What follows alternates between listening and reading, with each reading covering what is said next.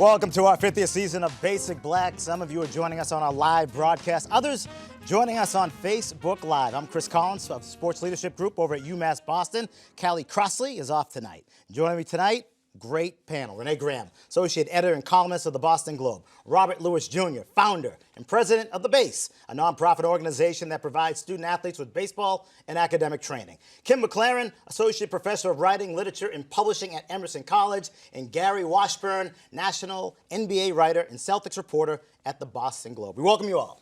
Thank you. Thank you. I'll tell you what, the racial undertones, the political undertones of the sports scene have never been more pressing at this point. You know, under President Obama's leadership, you know, I never heard the term so much of race wars and cultural division, and I think that terminology has somewhat gone away and now has come into straight up divisiveness.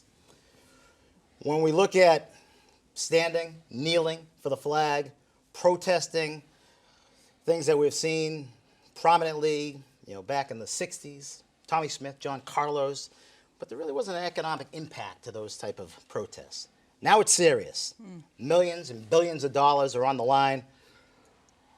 Robert, when you look at the sports scene, a Boston-bred guy who has seen so much in this town, where do you stand, or where do you sit, or where do you kneel when it comes to these protests centered around the flag? I think there's a couple of things, is that someone's using the word protest. For years, we've heard so many folks asking the question, you know, when are our athletes going to take a stand on issues, right? And you've heard this, and everyone's referring back always to Muhammad Ali or Kareem Abdul-Jabbar, Jim Brown. And when Colin Kaepernick, actually, to me, it wasn't protest, it was about leading. And when, you know, we say, when do you stand? And it was when he took a knee. It was something so much bigger, so much bigger. I mean, to think that knowing that your career's on the line, knowing your endorsements and others, but you're willing to kneel for something bigger. And for me, the big thing is it really, you know, Colin Kaepernick leading and taking a stand, or is it really the NFL, this powerful conglomerate that's turning around and wants this system to be something that's comfortable the way they want? And what's happened is Colin Kaepernick single-handedly did something that folks couldn't do in this country for years. He got this country talking about issues of race. He got this country talking about and kneeling around things that was like about right and just. So for me, one, I'm inspired. I'm inspired by him. And the second thing, from a sports perspective, I start to think the role that sports has played to raise me and so many other folks. And you're looking at young folks, you're looking at folks now that feel they have the right to stand or kneel for injustices. So I think it's powerful, and it's this major conglomerate called the NFL is taking a look at this one person who actually is shaking it up and shaking up the whole sports scene. Yeah, he's shaking it up big time, to a point where, you know, you mentioned that there was heavy criticism on the Michael Jordans and the Tiger Woods of the Right. world, on how they really just, you know, protected the brand, you know, which was their brand and a billion-dollar brand. Renee, is Kaepernick's stance, is this something that should go on for the next 2 decades, or is this something that's seasonal? I think it's something that should continue until the issues he's concerned about change. Right. You know, I mean, you have to look at the chronology of this protest. You know, this started last season, and he did it throughout the entire season. He had other players who joined him, but for the most part, it had waned somewhat. Then everything changed when President Trump mentioned it, and mentioned it in the most profane manner possible. The week before the president mentions it, there were 6 players who took a knee. The week after, there were 200. And the important thing to remember about this is this protest has never been about the flag. There's a way that the narrative has been hijacked. It's about police violence and racial injustice. Right. You know, and so when you hijack the narrative, all Trump is really doing is sort of chumming the waters for his base. You know, he's throwing out these issues that they like. He's putting out, oh, it's, you know, it's about race and it's about patriotism and it's about black people not being patriotic enough and being un-American. That has nothing to do with Colin Kaepernick. And Colin Kaepernick was very clear in the beginning what this was about. So I think the protests go on until the issues are adequately addressed, and we're nowhere near that. Kim, isn't that a similar kind of thing, adverse activity that happened with the Black Lives Matter movement? Oh, sure. And I mean, I agree with the you. hijacking? Absolutely. And the narrative is, this president is constantly trying to distract and hijack the narrative. And to some extent, he's been successful in doing that and turning it, at least for his base, as Renee said, about respect the flag, respect veterans. Also, by the way, he's putting aside that many of us are veterans. I have veterans in my family. My sister's a veteran, Sure. right? My brother's a veteran. So, you know, even these code words that are thrown out. But I think Kaepernick, I never know how to pronounce it. Kaepernick is an American hero and has done more for this country than Trump and all his cronies put together in forcing the conversation. And as I understand it, he originally was sitting and then he decided to kneel directly out of respect, right? So I mean, it's not about the flag, it's not veterans, it's not even about any of that. It's about whether black people have the right to demand better from this country. And that's always been, it doesn't matter where we protest, it's always been disregarded, disobeyed, disallowed. So I applaud him, and he did it at great personal risk. And I think we need all of our athletes to stand up. He's using the platform that he has. Right. And in some ways, just well. Unfortunately, and I was glad the rest of the players joined him, but then the water got muddy too, because the question is, what were they protesting? At that point, they were protesting Trump, not police brutality. Right. They were standing, they were linking arms. You know, with some of these owners who we know how they feel when they're linking hands, then the whole thing gets muddy. So, My dad was in World War II, you know, and every time they bring up the flag, you know, it makes you think. You know, it certainly makes you think. And it certainly makes you kind of evaluate, you know, should you be standing, should you be sitting, should you have your hand over your heart? But at the end of the day, you know, some of the topics and some of the situations that he was, you know, overseas fighting for, you know, still haven't been resolved. You know, so when we're looking for a resolution, what's next, Gary? Discussion. I mean, this week the NFL actually brought in some players, Commissioner Roger Goodell, and talked social issues. I mean, that's a big, major step. Kaepernick was invited. He didn't attend. He's been kind of in hiding. He hasn't come to the forefront in the last few months. He's letting other guys kind of take the heat, and I'm not really sure how I feel about that. But this week, because the NFL is in a tough position. Many of its owners are Trump supporters. So Trump comes out and calls them SOBs, right. Okay? So the next week, the players and the owners, like Jerry Jones, one of the biggest Trump supporters, gets on his, you know, before the anthem, you know, goes arm in arm with the players. It's like, okay, what is going on here? Right. What are we really talking about? What are we protesting? Because I think, like Kim said, the message has gotten completely diluted. Are we anti-Trump or anti-establishment with this kneeling, or are we pro, you know, social issues and discussions and trying to get the message out that black people are being disenfranchised? So that has been completely diluted. And now Jerry Jones then come back and says, well, there's going to be a penalty for anyone that kneels during the anthem. Right. So he does a 180. Right. So there's an entire, there's so much confusion. The NFL has to worry about, one, losing money in viewers. They don't want to do that. And two, the overlying issue hovering over this is CTE. The NFL has become unpopular for young people because of the head injuries and a lot of these retired players who were dying prematurely with head injuries. And we've seen it. Aaron Hernandez was diagnosed with CTE. He was 27 years old. So the NFL is trying to remain popular. And so here comes this political issue, and now more fans, in addition to the moms who are taking their sons out of football and saying, I don't want to watch this vicious sport, now suddenly people of color are standing kneeling at the anthem, which causes even more disarray. So the NFL is completely confused in this issue.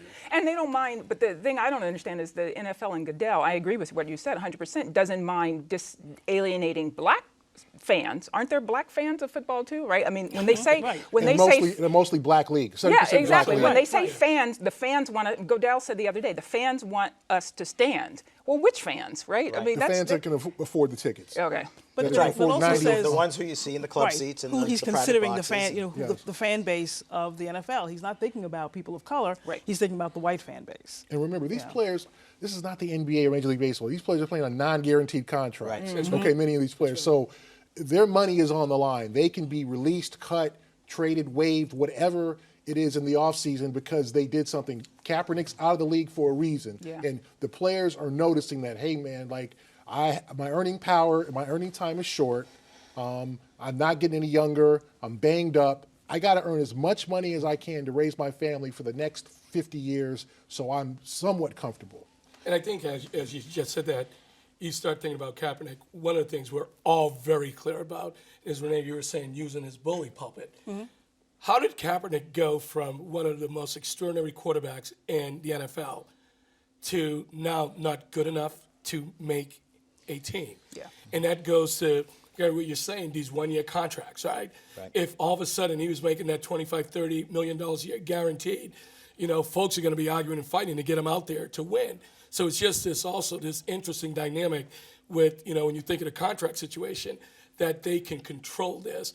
And again, I say if you're a Tom Brady fan or not, but when a Tom Brady is saying that Kaepernick is better than 3/4 of the quarterbacks playing in the NFL, someone's going to have to sit up and really listen. The league's not afraid of Kaepernick.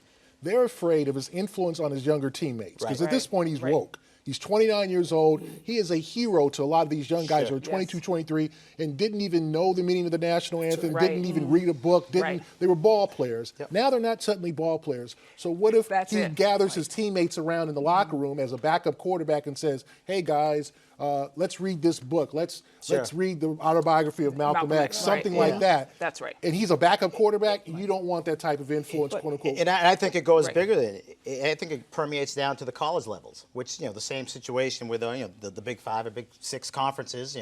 Predominantly African Americans in those locker rooms that are feeding the NFL. So if you're feeding and it's trickling down, now they're coming up into the league with a little bit of a chip or some, some integrity.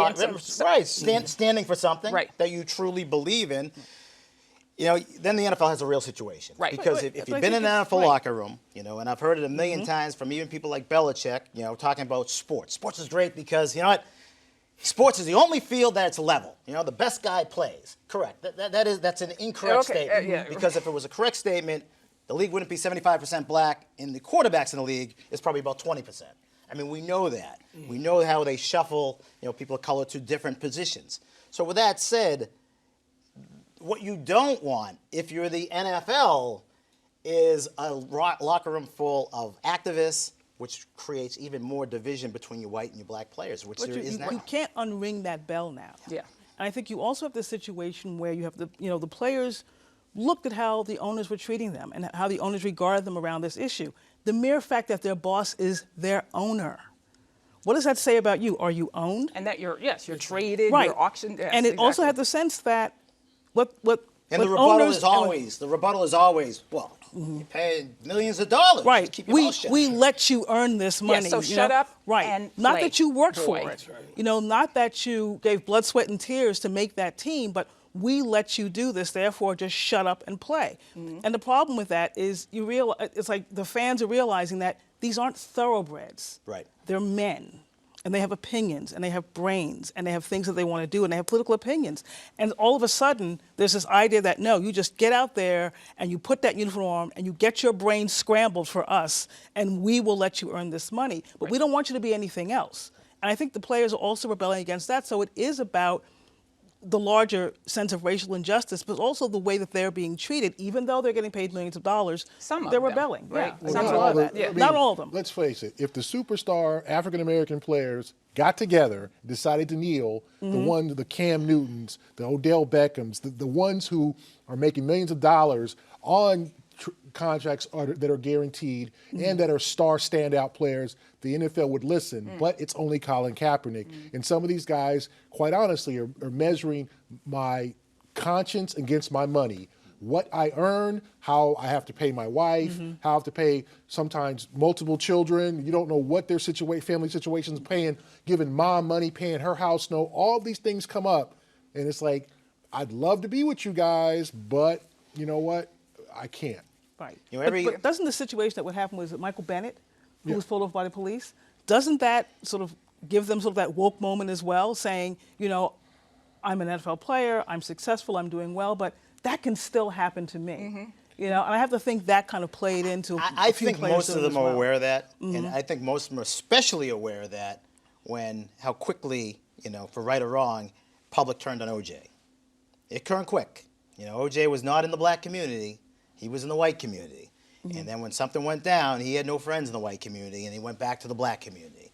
So I'm not debating, it's not certainly on OJ discussion, but I think the players are very well aware of where they come from and where their allegiance is. You know, and you can see it in the locker room. I mean, you can see the cliques. Well, and and it's very rare you see players who transcend the groups in a locker room. Well, and let's not let the white players off the hook. I mean, you said it was all well and good, and I am not a Tom Brady fan. I'll say it. It's all well and good for him to say Kaepernick should be playing, but white players, especially white players who have a lot of power and authority, also have an obligation to stand up and confront it, because this is not a black problem. Police over-militarization, police brutality, police violence is not a black problem. Racial inequity, racial injustice, on and on. Ferguson, water. I mean, these are not black problems. These are American problems. And if they are Americans, that's why I say Kaepernick is an American hero. He is far more patriotic, because you have to be patriotic to believe this country is capable of changing. You have to, in order to protest, you have to believe it's capable of getting better. Black people are, the irony, what I always find so ironic is black people are actually way more patriotic than the average American, because we have long believed that this country is capable of changing. And that's what protest has always been about. So let's call on the white players, because it is a huge burden for the black players. Well, it is so hard for that message to resonate for a white player who's making millions of dollars and to put himself on that sword. And I'm sure. Yeah. Yeah. But if Tom Brady had taken a knee, That's right. That's right. The whole conversation would change. yeah. Tom Brady's you know, atypical. right. You know, there's if only, Aaron Rodgers had taken a knee, well, You know? and when, Aaron Rodgers would be scared to take a knee. when I was raising, because of Green Bay? Because, yeah, there would be considerable backlash in that community. And someone who lived in Milwaukee for a couple of years, there'd be considerable backlash to him as a leader of the Packers for him to do that. I would have a hard time believing that he would do that. You know, again, Tom Brady's very different, you know. Yeah, back coming up when Tom Brady was just starting to come up, and I used to have great conversations with him about, you know, a lot of his black teammates in Michigan, who some of them I covered in Louisiana. And Tom Brady had that unique, that rare ability to really transcend race and really kind of connected with everybody. On the baseball side, David Ortiz, the same type of deal, you know. But it's very unusual in locker rooms and clubhouses. And basketball is a tiny bit different because it's so heavily, you know, African American. But the other sports that have a better mixture, it's very rare to have somebody who can really reach everybody in there. You know? And when they can, it's powerful. I mean, it's unbelievably powerful. So when you look at, you know, from the media side of it, you know, some side that I've been on, and it's so hard to where would he jump in and would he not jump in? Jamel Hill jumped in. She was all in. And she found herself suspended for 2 weeks. And if they fire her, I think there's going to be a huge controversy, so I think they're scared to fire her. So I think she'll be back on the air. She called the president unfit, unqualified. Many of us might agree with that. And then she called him a white supremacist. And that's where Many of us ESPN would agree with that, drew too. the line. Right. Many of us agree with that as well. And she's not the first person That's to have right. done that. Was she right, and was ESPN wrong? Yes, she was right. ESPN was wrong. She's paid for her opinion. Right. She offered her opinion. The issue is that it offended Donald Trump, and Donald Trump went after her. So let's just think about that for a minute. The President of the United States essentially demanding that a journalist be fired. Right. When has that happened before? Unprecedented. Unprecedented. Right. Everything about this presidency is unprecedented. And ESPN suspends her. You can't get away from the image of ESPN somehow kowtowing to Donald Trump. Right. So who runs ESPN at this point? The NFL? Donald No. Trump? Right. But that I was mean, the- they're all Yeah. connected. But that was the big why factor. It's, you know, and I know we can say from the political landscape, should she have said what she said? Of course she should have. And the part that I still struggle with, and not not being in the media and others. They paid her to share. She said something, and she gave her perspective, and it was right. And again, it just, similar to Colin Kaepernick, took a stand and just shared something that, and here's the other thing I'm saying, share what everybody else is saying and thinking, which is right. And it goes back to me again. When I'm watching ESPN and Jamel, then I'm looking during commercials, all the advertisement. And again, it's these conglomerates. And it's like, what do they want to see portrayed and projected? And, when you get, Jamel Hill, you get Colin Kaepernick, you get Adam Jones saying things. All of a sudden, when you're getting leaders in the black community speaking up, kneeling, standing, then there's something for the rest of society that's wrong. And that's what the issue is for me, because it was only years that we were being very critical of what, the black athletes are doing, and what are they raising? Chicago, what are you doing in LA and Philly and all of this? And they're doing something that's bigger than that, and it's, as you said, being an American hero. So for me, Jamel said what she was supposed to say. She did. She did. Also an American hero. Also an That's American right. hero. That's Yes. right. And let's not. I think it depends on the how you view this thing in terms of the show she's on, The Six. The Six is a very hip cultural show that uses a lot of African American references, and a lot of colleagues that are not black. We've talked about it. Do not get the show. They don't get the Friday references. They don't get the references from The Wire. They don't get it. Okay, so she's already kind of in my opinion, on a shaky boat, because she is on a show that a lot of people might be quote unquote offended by because they don't get it. Too black. Now we have to watch, constantly Jimmy Kimmel and kind of Right. giggle and go, what, I don't know what he's talking about. Yeah, what he's talking about, but that's okay. That's fine. It's always been the way it is. But here is a woman who is culturally strong, and then what they perceive, she crossed the line. She got political. It's like, hey, it's enough that we're giving you this forum, and you can be yourself. Yes. But now you're getting on to Twitter, you're affecting people, and you're affecting our sponsors. That's where the fine line, and it's difficult as a journalist, because you have feelings. You want to come out and call people out. Right. You want to, and just because I'm in sports does not mean I don't read the You have Renee's column. It does not mean I don't just go to the section C and throw the rest away. I read the Metro. I know what's going on, and I have thoughts, but you have to, as a journalist, you have to go, okay, what can I say, especially on social media, on Twitter, because that never dies. That people screenshot it, and your comments are there. But there's a difference between a straight reporter and an opinion reporter, and she is an opinion. So I agree with you. I used to be a reporter. I worked for the New York Times. I understand standards, but she is paid for her opinions. But I think we should not neglect the fact that part of the reason this is happening is because she's a woman, right? I mean, Donald Trump has a history, as we've seen this week, of attacking black women in particular, and going after them with a vehemence, and then the institutions, the corporations, will be more reluctant to back them up, right? I mean, to back black women up. So I think the fact that she is a woman left her, particularly a black woman, particularly vulnerable, both in the terms of outrage. I mean, talk about how dare you speak up and have an opinion. It's bad enough to be black, but to be a black woman, how dare you? And what they keep saying, stay in your lane. Right. Which is just another way of saying stay in your place. This is what I want to know. Where are all of her white and non-black female counterparts having her back? Exactly. Well, let's not get into a critique of white feminism. So where are those people? Where are these women who were quote unquote offended by Trump's statements before during the campaign? There were a lot of women on social media, known and unknown, who were absolutely backing her. So, I certainly wrote a column about her, and even before I did that, there were a great deal of women on social media who were I stand with Jamel. That was the hashtag, and told their own stories and about this sense that, of people trying to silence, especially black women. So yeah, she absolutely had support. But we're the visible white. That's a whole other story. That's what we're talking about. That's what we're talking about. I am not here to speak for white women. Yes, right. But think of over the last couple of years. Allies. Over the last couple of years, Colin Kaepernick, Jamel Hill, football player, reporter, and are actually pushing and creating a national conversation. Yeah.